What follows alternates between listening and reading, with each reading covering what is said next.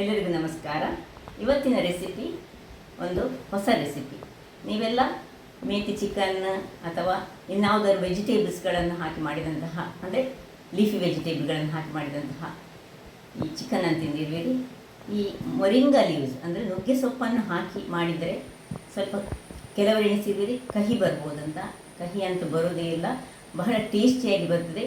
ಈ ಮೊರಿಂಗಾ ಸೊಪ್ಪನ್ನು super food ಅಂತ ಹೇಳ್ತಾರೆ. ಹಾಗಾಗಿ ನಮ್ಮ ಈ ದಿನನಿತ್ಯದ ಈ ತಿನಿಸುಗಳಲ್ಲಿ ಇದನ್ನು ಬಳಸಿದರೆ, ಯಾವುದೇ ರೀತಿಯಲ್ಲಿ ಆಗಿ ಬಳಸಿದರೆ ಬಹಳ ಉತ್ತಮ. ಹಾಗಾದರೆ ಯಾರೆಲ್ಲ ನನ್ನ ಚಾನಲನ್ನು ನೋಡ್ತಿದ್ದೀನಿ, ಯಾರೆಲ್ಲ ಇನ್ನೂ ಸಬ್ಸ್ಕ್ರೈಬ್ ಮಾಡಿಲ್ಲ, ದಯವಿಟ್ಟು ಸಬ್ಸ್ಕ್ರೈಬ್ ಮಾಡಿ ಸಪೋರ್ಟ್ ಮಾಡಿ ಅಂತ ಹೇಳುತ್ತಾ ಬನ್ನಿ ಈ ರುಚಿಕರವಾದ ಹಾಗೂ ಆರೋಗ್ಯದಾಯಕವಾದ ನುಗ್ಗೆ ಸೊಪ್ಪಿನ ಚಿಕನ್ ಅಂದರೆ ಮೊರಿಂಗಾ ಚಿಕನ್ ಹೇಗೆ ಮಾಡೋದನ್ನು ನೋಡೋಣ. ನಮಸ್ತೆ ಮಿತ್ರರೇ, ಇಲ್ಲಿ ನೋಡಿ, ನುಗ್ಗೆ ಸೊಪ್ಪುಂಟು, ಅದರೊಟ್ಟಿಗೆ ಚಿಕನ್ ಉಂಟು. ಇವತ್ತು ನುಗ್ಗೆ ಸೊಪ್ಪನ್ನು ಬಳಸಿ ಒಂದು ಚಿಕನ್ನ ರೆಸಿಪಿ ಮಾಡೋಣ.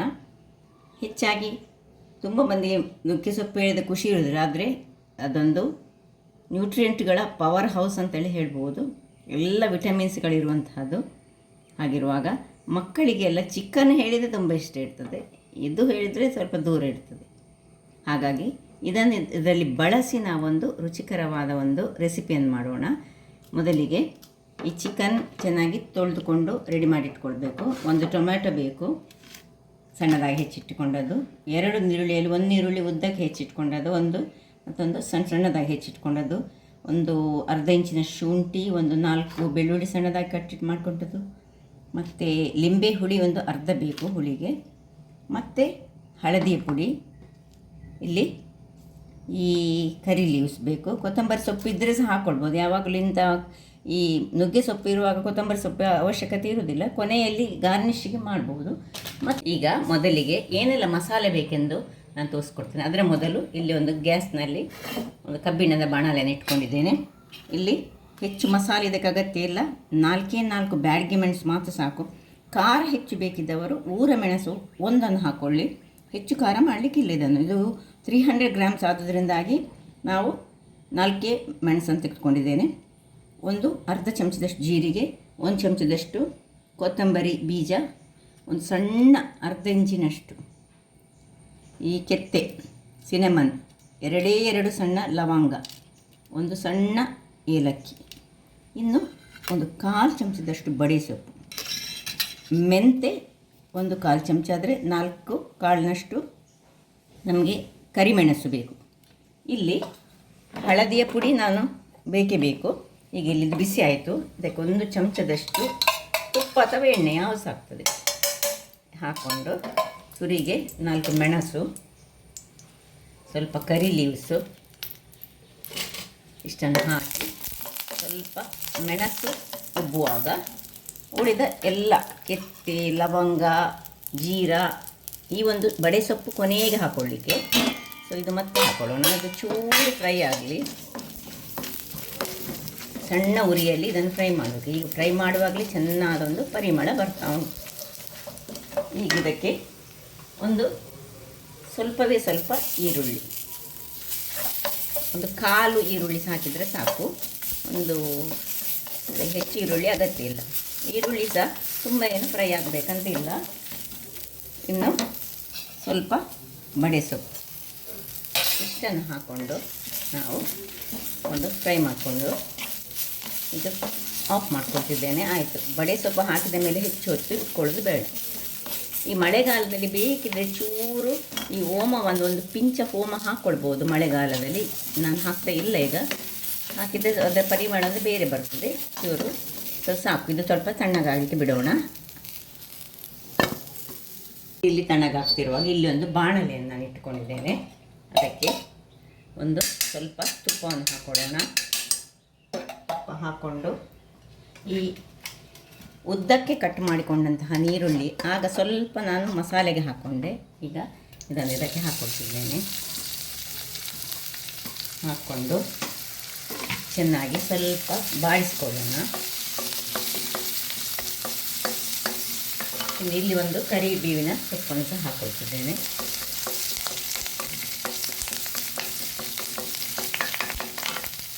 ಇನ್ನು ಶುಂಠಿ ಮತ್ತು ಲವಂಗ ಸಣ್ಣದಾಗಿ ಹೆಚ್ಚಿಕೊಂಡಂಥದ್ದು,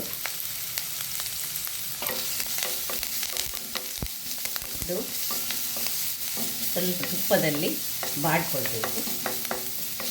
ಅಷ್ಟಾಗುವಾಗ ಈ ಒಂದು ಟೊಮ್ಯಾಟೊವನ್ನು ಕಟ್ ಮಾಡಿದ್ದನ್ನು ಹಾಕೊಳ್ಳೋಣ.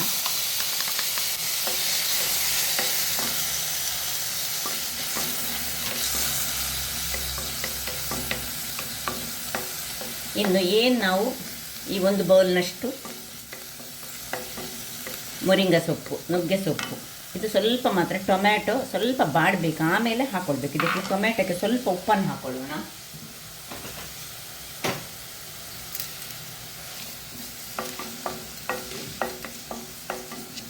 ಸ್ವಲ್ಪ ನೀರುಳ್ಳಿ ಮತ್ತು ಟೊಮ್ಯಾಟೊ ಬಾಡುವಾಗ ಈ ಮೊರಿಂಗಾ ಲೀವ್ಸನ್ನು ಹಾಕ್ಕೊಳ್ತಿದ್ದೇನೆ. ನುಗ್ಗೆ ಸೊಪ್ಪನ್ನು ಅದರೊಟ್ಟಿಗೆ ಚೂರು ತುಪ್ಪವನ್ನು ಈಗ ಹಾಕ್ಕೊಳ್ಬೇಕು. ಈ ನುಗ್ಗೆ ಸೊಪ್ಪು ಹಾಕಿದ ಮೇಲೆ ಸ್ವಲ್ಪ ತುಪ್ಪ ಹಾಕ್ಕೊಂಡು ತುಪ್ಪದಲ್ಲಿ ಇದು ಸ್ವಲ್ಪ ಫ್ರೈ ಆಗಬೇಕು.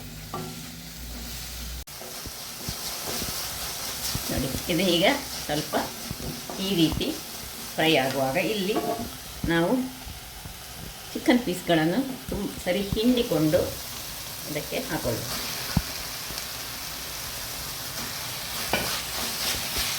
ಇನ್ನು ಹಳದಿಯ ಪುಡಿ, ಒಂದು ಚಮಚದಷ್ಟು ಹಳದಿಯ ಪುಡಿಯನ್ನು ಹಾಕ್ಕೊಂಡು ಅದನ್ನು ಇದರಲ್ಲೇ ಚೆನ್ನಾಗಿ ತುಪ್ಪದಲ್ಲಿಯೇ ಈ ಪೀಸಸ್ಗಳು ಹುರಿದುಕೊಂಡು 1-2 ನಿಮಿಷಗಳ ಕಾಲ ಹೀಗೆ ಹುರಿಯೋಣ.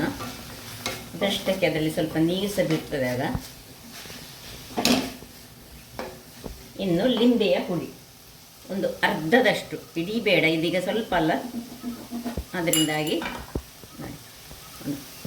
ಅರ್ಧ ಲಿಂಬೆಯ ಹಣ್ಣನ್ನು ಇದಕ್ಕೆ ನಾನು ಒಂದು ಚಮಚದಷ್ಟು ಸಾಕು ಹಿಂಡಿಕೊಳ್ಳೋಣ.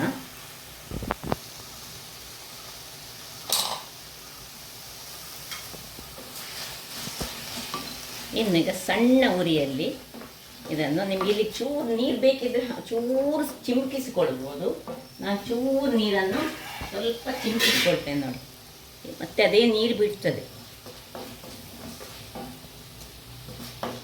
ಇಷ್ಟೇ. ಇನ್ನು ಮುಚ್ಚಳವನ್ನು ಮುಚ್ಚಿ ಸಣ್ಣ ಉರಿಯಲ್ಲಿ ಇದನ್ನು ಬೇಯಲಿಕ್ಕೆ ಬಿಡೋಣ. ಅಷ್ಟರಲ್ಲಿ ಇಲ್ಲಿ ಇದು ಮಸಾಲೆ ತಣ್ಣಗಾಗಿದೆ. ಈ ಮಸಾಲೆಗೆ ಈಗ ಸ್ವಲ್ಪ ಹಳದಿ ಪುಡಿ ಮತ್ತು ನಾವು ಸಣ್ಣ ತುಂಡು ಹುಳಿಯನ್ನು ಹಾಕ್ಕೊಳ್ಳಿಕ್ಕೆ ಉಂಟು ನೋಡಿ. ಸಣ್ಣ ತುಂಡು, ಇಷ್ಟೇ ಸಣ್ಣ ತುಂಡು ಸಾಕು ಹುಳಿ ಹಾಕ್ಕೊಂಡು ಈಗ ಇದನ್ನು ಒಂದು ಮಿಕ್ಸಿಗೆ ಹಾಕ್ಕೊಂಡು ಸ್ವಲ್ಪವೇ ಸ್ವಲ್ಪ ನೀರು ಹಾಕ್ಕೊಂಡು ಒಳ್ಳೆ ಫೈನಾದ ಒಂದು ಮಸಾಲೆ ಮಾಡುವ. ಇಷ್ಟೇ. ಇದೀಗ 300 ಗ್ರಾಮ್ಸ್ ಆದ್ದರಿಂದಾಗಿ ಇಷ್ಟೇ. ಸಪೋಸ್ ನೀವು 1 kg ಎಲ್ಲ ಮಾಡುವಾಗ ಅದನ್ನು ತ್ರಿಬಲ್ ಮಾಡಿಕೊಳ್ಳಿ. ಸೊ ಕೊನೆಯದಾಗಿ ಒಂದು 3 ಎಳೆಗಳಷ್ಟು ಬೆಳ್ಳುಳ್ಳಿ. ಆಲ್ರೆಡಿ ನಾವು ಬೆಳ್ಳುಳ್ಳಿಯನ್ನು ಇಲ್ಲಿ ಬೇಯುವಾಗಕ್ಕೆ ಹಾಕ್ಕೊಂಡಿದ್ದೇವೆ, ಅದು ಹಾಗೆ ಇಲ್ಲಿ ಬೇಯ್ತಾ ಉಂಟು. ಇಲ್ಲಿ ಇದಕ್ಕೆ ಸ್ವಲ್ಪ ನೀರು ಹಾಕಿ ಒಂದು ಫೈನಾದ ಪೇಸ್ಟನ್ನು ಮಾಡಿ ತರ್ತೇನೆ. ವೀಕ್ಷಕರೇ, ಇಲ್ಲಿ ನೋಡಿ, ಇಷ್ಟು ಫೈನಾದ ಒಂದು ಮಸಾಲೆ ರೆಡಿ ಆಗಬೇಕು. ಒಳ್ಳೆ ಸರಿ ಫೈನಾಗಿ ಗ್ರೈಂಡ್ ಮಾಡಬೇಕು, ಇಲ್ಲದ ಅದು ಒಳ್ಳೆಯದಾಗೋದಿಲ್ಲ ನೋಡಿ. ಇಷ್ಟು ಮಸಾಲೆ 300 ಗ್ರಾಮ್ಸ್ ಅಲ್ಲ, ಅದರಿಂದಾಗಿ ಸಾಕು. ಈಗ ಇಲ್ಲಿ ನೋಡಿ ಒಳ್ಳೆ ಬೆಂದು ಸ್ವಲ್ಪ ನೀರು ಸಹ ಇಲ್ಲ ನೋಡಿ, ಚೂರು ನೀರು ಹಾಕ್ಕೊಂಡದ್ದು ನಾವು. ಅದರಿಂದಾಗಿ ಈಗ ಬೇಕಿದ್ದರೆ ಸ್ವಲ್ಪ ಹಾಕ್ಕೊಳ್ಳೋಣ. ಇದು ಸೆಮಿ ಗ್ರೇವಿಯಾಗಿ ಮಾಡ್ಕೊಳ್ಳುವಂಥದ್ದು. ಇಲ್ಲಿ ಆಗ ನಾನು ಸ್ವಲ್ಪ ಉಪ್ಪು ಹಾಕ್ಕೊಂಡಿದ್ದೇನೆ, ಟೊಮ್ಯಾಟೊ ಬೇಯಬೇಕಂತ ಹೇಳಿ. ಈಗ ಸ್ವಲ್ಪ ಉಪ್ಪನ್ನು ಇದಕ್ಕೆ ಹಾಕ್ಕೊಳ್ತಿದ್ದೇನೆ. ಹಾಕ್ಕೊಂಡು ಒಮ್ಮೆ ಹೀಗೆ ತಿರುಗಿಸಿಕೊಂಡು ಇನ್ನು ಈ ಮಸಾಲೆಯನ್ನು ಇದಕ್ಕೆ ಹಾಕೊಳ್ಳೋಣ.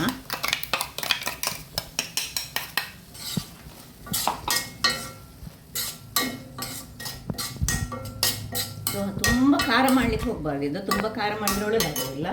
ಸೊ ಈಗ ಇದಕ್ಕೆ ಸ್ವಲ್ಪ ನೀರನ್ನು ಹಾಕ್ಕೊಂಡು ಸ್ವಲ್ಪ ಉರಿ ಇನ್ನೂ ದೊಡ್ಡದಿರಲಿ.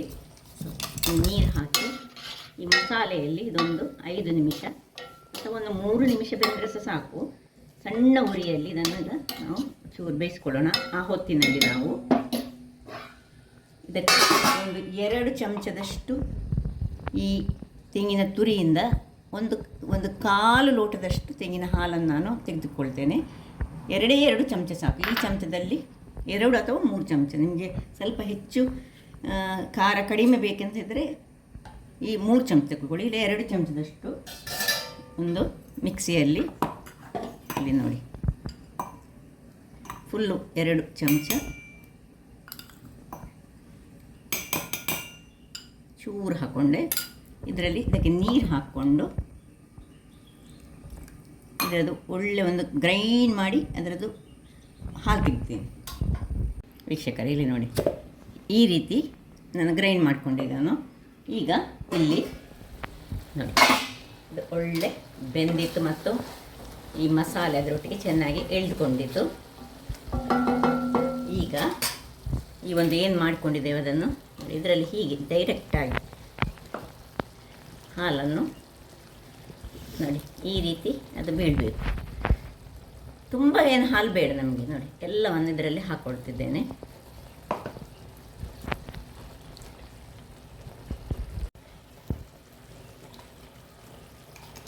ಇದಕ್ಕೆ ಬೇಕಿದ್ರೆ ಸ್ವಲ್ಪ ಇನ್ನು ಚೂರು ನೀರನ್ನು ಹಾಕ್ಕೊಳ್ಬೋದು. ಈ ಉರಿ ಈಗ ಸಣ್ಣದಾಗಿರಬೇಕು. ಇದು ಬಹಳ ಟೇಸ್ಟಿಯಾಗಿ ಬರ್ತದೆ. ಇದರಲ್ಲಿ ನಾವು ನುಗ್ಗೆ ಸೊಪ್ಪನ್ನು ಹಾಕಿದ್ದೇವೆ ಹೇಳಿಯೇ ಗೊತ್ತಾಗೋದಿಲ್ಲ. ಬಟ್ ಅದರದ್ದು ಈ ಆಯುರ್ವೇದಿಕ್ ಅಂಶಗಳು ಅದರಲ್ಲಿ ಇರ್ತದೆ ನಮಗೆ ಬೇಕಿದ್ದದ್ದು. ಸೊ ನಿಮಗೆ ಗೊತ್ತಿದ್ದ ಹಾಗೆ ನೋಡಿ, ಇದಕ್ಕೆ ಸ್ವಲ್ಪ ನೀರನ್ನು ಹಾಕ್ಕೊಳ್ತಿದ್ದೇನೆ. ಸ್ವಲ್ಪ ಇನ್ನು ಒಂದು 1/4 ಲೋಟದಷ್ಟು ನೀರನ್ನು ಹಾಕಿ ಪುನೊಮ್ಮೆ ಹೀಗೆ ಮಾಡಿ, ಸ್ವಲ್ಪ ಗ್ರೇವಿ ಇನ್ನು ಹೆಚ್ಚು ಬೇಕಂತ ಇದ್ದವರು ಸ್ವಲ್ಪ ಹೆಚ್ಚು ನೀರು ಹಾಕ್ಕೊಳ್ಬೋದು ಇದರಲ್ಲಿ. ಈ ತೆಂಗಿನ ಹಾಲಿಗೆ ನಮಗೆ ಸೆಮಿ ಗ್ರೇವಿಯಲ್ಲಿ ಬೇಕು, ಅದರಿಂದಾಗಿ ಚೆನ್ನಾಗಿ ಒಂದು ಕ್ರೀಮಿಯಾಗಿ ಸಹ ಬರ್ತದೆ ಮತ್ತು ಬಹಳ ಟೇಸ್ಟಿಯಾಗಿ ಬರ್ತದೆ. ಟೇಸ್ಟು ಒಂದು ಅಲ್ಟಿಮೇಟ್ ಟೇಸ್ಟ್. ಈಗ ಇದಕ್ಕೊಂದು ನೀರುಳ್ಳಿಯ ಒಗ್ಗರಣೆ ಕೊಡಬೇಕು. ಇದೀಗ ಇಲ್ಲಿ ಕುದೀತಾ ಇರಲಿ, ಸಣ್ಣ ಮುಚ್ಚಿಕೊಂಡು ಕುದಿಲಿಕ್ಕೆ ಬಿಡೋಣ. ಒಂದು ಸಣ್ಣ ಉರಿಯಲ್ಲಿ ಕುದಿಲಿಕ್ಕೆ ಬಿಡೋಣ. ಇಲ್ಲಿ ಒಂದು ಸಣ್ಣ ಬಾಣಲೆಯನ್ನು ಇಟ್ಟುಕೊಂಡಿದ್ದೇನೆ. ಒಂದು ಸಣ್ಣ 2 ಚಮಚದಷ್ಟು ತುಪ್ಪ, ಸಣ್ಣದಾಗಿ ಹೆಚ್ಚಿಟ್ಟಂತಹ ನೀರುಳ್ಳಿ, ಒಂದು ಪಿಂಚ್ ಆಫ್ ಈಗ ಮೆಂತೆ ಹಾಕೊಳ್ತಿದ್ದೇನೆ ನಾನು ಅದಕ್ಕೆ, ಸಣ್ಣ ಪಿಂಚ್ ನೋಡಿ. ಇಷ್ಟು ಒಂದು 1/4 ಸಹ ಬೇಡ, ಅದಕ್ಕಿಂತ ಕಡಿಮೆ. ಒಂದು ತುಪ್ಪ ಸ್ವಲ್ಪ ಕಡಿಮೆ ಆಯಿತು ಅಂತ ಕಾಣಿಸುತ್ತೆ, ಸ್ವಲ್ಪ ಒಂದು ಚೂರು ಹಾಕೊಳ್ತಿದ್ದೇನೆ. ಇದು ಈಗ ಬ್ರೌನ್ ಕಲರ್ಗೆ ಬರಬೇಕು, ಅಷ್ಟು ತನಕ ಇದನ್ನು ಫ್ರೈ ಮಾಡಿಕೊಳ್ಳೋಣ. ಅದಕ್ಕೆ ಒಂದು ಕರಿಬೇವಿನ ಸೊಪ್ಪನ್ನು ಸ್ವಲ್ಪ ಹೀಗೆ ಸಣ್ಣದಾಗಿ ಹೆಚ್ಚಿಟ್ಕೊಂಡು ಹಾಕೊಳ್ಳೋಣ. ಸಣ್ಣದಾಗಿ ಹೆಚ್ಚಿದರೆ ಅದರ ಸುವಾಸನೆ ಬರ್ತದೆ, ತಿನ್ನುವಾಗ ಗೊತ್ತಾಗೋದಿಲ್ಲ ಅಲ್ಲಿ ಕರಿಬೇವು ಉಂಟು ಹೇಳಿ. ಸೊ ಇದು ಒಳ್ಳೆ ಗೋಲ್ಡನ್ ಬ್ರೌನ್ ಬರಲಿ. ಇಲ್ಲಿ ಇದು ನೋಡಿ ಕುದೀತಿದ್ದು ಸಾಕು. ಇದನ್ನೀಗ ಆಫ್ ಮಾಡ್ಕೊಳ್ತಿದ್ದೇನೆ. ಚೆನ್ನಾಗಿ ಕುದ್ದಾಯಿತು ನೋಡಿ, ಇಷ್ಟೇ ದಪ್ಪವಾದ ಗ್ರೇವಿ ಬಂದು. ನಿಮಗೆ ಸ್ವಲ್ಪ ನೀರು ಬೇಕಿದ್ರೆ ಈ ತೆಂಗಿನ ಹಾಲಿನ ಇದಕ್ಕೆ ಚರಟಕ್ಕೆ ಸ್ವಲ್ಪ ನೀರನ್ನು ಹಾಕಿ ಸ್ವಲ್ಪ ಇನ್ನೂ ಸಹ ನೀರನ್ನು ಹಾಕ್ಕೊಳ್ಬೋದು ನೋಡಿ. ಇಷ್ಟಾದ ಆಫ್ ಮಾಡಿಕೊಂಡು ಇಲ್ಲಿ ಇದು ಬ್ರೌನ್ ಕಲರ್ಗೆ ಬರುವಾಗ ಇದನ್ನೀಗ ಶಿಫ್ಟ್ ಮಾಡಿಕೊಳ್ಳೋಣ. ಇದು ಸ್ವಲ್ಪ ಇನ್ನೂ ಸಹ ಕಾಯಬೇಕು, ಇದು ಕಲ್ಲರ್ ಬ್ರೌನ್ ಆಗಬೇಕು. ಇದನ್ನೀಗ ಆಫ್ ಮಾಡ್ಕೊಳ್ಳೋಣ ನೋಡಿ. ಇಷ್ಟು ಕಲರ್ ಆದರೆ ಸಾಕು. ಮೆಂತೆಯ ಪರಿಮಳ ಬಹಳ ಚೆನ್ನಾಗಿ ಬರ್ತಾ ಉಂಟು. ಇದಕ್ಕೆ ಶಿಫ್ಟ್ ಮಾಡ್ಕೊಳ್ಳೋಣ.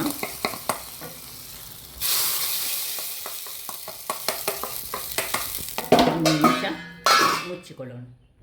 ವೀಕ್ಷಕರೇ ನೋಡಿ, ಏನು ಘಮಘಮಿಸುವಂತಹ ಪರಿಮಳಯುಕ್ತವಾದ ಒಂದು ನುಗ್ಗೆ ಸೊಪ್ಪು ಮತ್ತು ಚಿಕನ್, ಬಹಳ ಚೆನ್ನಾದ ಕಾಂಬಿನೇಷನ್. ಪಾಲಕ್ ಸೊಪ್ಪಿನಿಂದ ಮಾಡ್ತಾರೆ, ಮೆಂತ್ಯ ಸೊಪ್ಪಿನಿಂದ ಮೇಥಿ ಚಿಕನ್ ಮಾಡ್ತಾರೆ. ಹೆಚ್ಚಾಗಿ ಈ ನುಗ್ಗೆ ಸೊಪ್ಪಿನ ಚಿಕನ್ ಬಹಳ ಕಡಿಮೆ ಮಾಡೋದು, ಬಹಳ ರುಚಿಕರವಾಗಿ ಬರ್ತದೆ. ಅದು ಸಹ ಹೀಗೆ ತೆಂಗಿನ ಹಾಲು ಹಾಕಿ ಮಾಡಿದ್ರಂತೂ ದೋಸೆ ಆಗಲಿ ಇಡ್ಲಿ ಆಗಲಿ ಯಾವುದಕ್ಕೆ ಸಹ ಇದು ಒಂದು ಸೂಪರ್ ಕಾಂಬಿನೇಷನ್. ಅನ್ನದೊಟ್ಟಿಗಂತೂ ಬಹಳ ಚೆನ್ನಾಗಿ ಬರ್ತದೆ. ನಾನು ಸ್ವಲ್ಪ ಕ್ವಾಂಟಿಟಿಯಲ್ಲಿ ಮಾಡಿ ತೋರಿಸ್ತೇನೆ. ಸೊ ನೋಡಿದ್ರಲ್ಲ ವೀಕ್ಷಕರೇ, ಇಂತಹ ಒಂದು ಆರೋಗ್ಯಭರಿತವಾದ ರೆಸಿಪಿಯನ್ನು ನೀವು ನಿಮ್ಮ ಮನೆಗಳಲ್ಲಿ ಮಾಡಿ ಅಂತ ಹೇಳುತ್ತಾ, ನಾನು ಈ ಬೋಳು ಸುವರ್ಣ ಚಾನಲ್ ನಿಮಗೆ ಖುಷಿಯಾದರೆ ದಯವಿಟ್ಟು ಲೈಕ್ ಮಾಡಿ, ಸಬ್ಸ್ಕ್ರೈಬ್ ಮಾಡಿ. ಧನ್ಯವಾದಗಳು.